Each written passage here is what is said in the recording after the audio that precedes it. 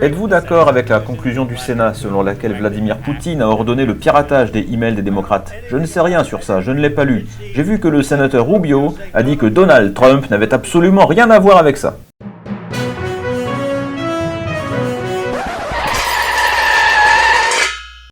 Comment des puissances étrangères influencent des élections. Après la victoire de Donald Trump à l'élection présidentielle de 2016, on a beaucoup parlé de l'ingérence russe dans la campagne électorale américaine. Ce terme désigne une intervention d'un État dans les affaires d'un autre, sans son consentement. Selon les rapports d'experts sollicités par le procureur Robert Mueller, chargé d'enquêter sur l'affaire, la Russie a réussi à peser sur les débats politiques via des agents se présentant comme des citoyens américains sur les réseaux sociaux.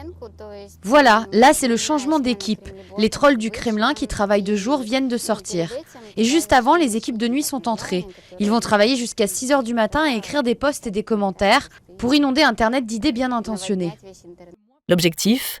Affaiblir la candidate démocrate Hillary Clinton et favoriser son adversaire républicain, Donald Trump. Ces rapports indiquent en outre que ces efforts se sont prolongés après l'élection, en visant notamment le procureur Mueller. D'après les données obtenues auprès des géants des réseaux sociaux, plusieurs entités russes étaient impliquées, en particulier l'Internet Research Agency, une agence basée à Saint-Pétersbourg appartenant à un proche du président russe, Vladimir Poutine. Cette ferme à trolls aurait inondé de messages Twitter, Facebook, YouTube et Instagram, générant des centaines de millions d'interactions. Une audience énorme a donc été exposée à leurs publications.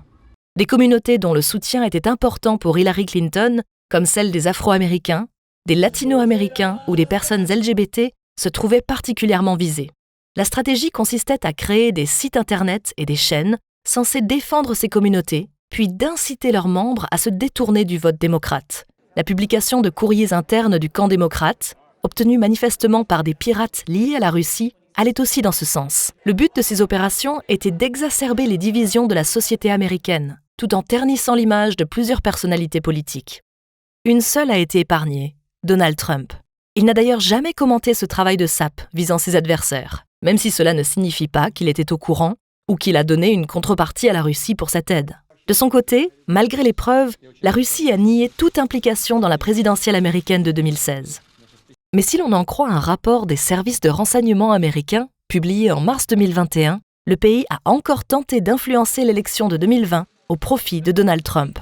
Outre la Russie, des pays comme la Chine et la Turquie sont suspectés de se livrer à ce type d'opération dans le monde.